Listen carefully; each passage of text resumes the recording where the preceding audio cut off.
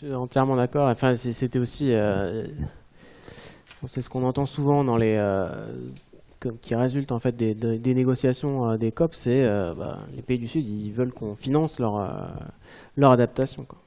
Et donc il y a tout des tas de discussions autour du fonds vert sur le climat et qui va servir à la fois aux pays en développement à se développer de manière plus propre au niveau des énergies fossiles, mais également de s'adapter au changement climatique.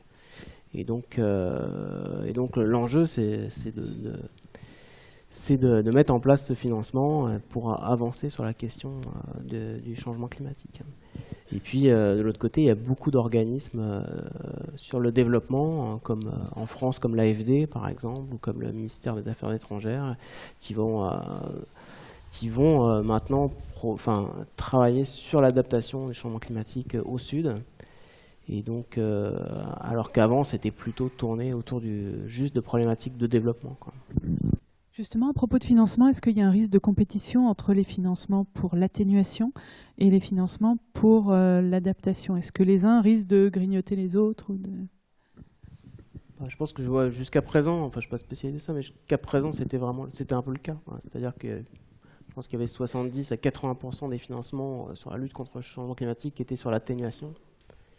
Et le reste seulement pour l'adaptation. Je pense que ce qu'on demandait vraiment les pays du Sud depuis plusieurs années, depuis les différentes COP successives, c'est qu'il y ait une bascule en fait vers le fonds pour l'adaptation, quoi.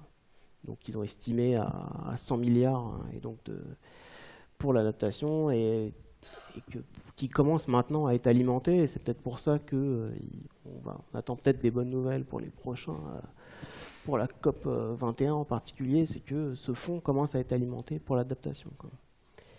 Et après, c'est un peu aussi vrai pour la recherche scientifique. Il y a beaucoup de recherche scientifique qui a été menée sur l'atténuation du changement climatique et finalement très peu sur l'adaptation.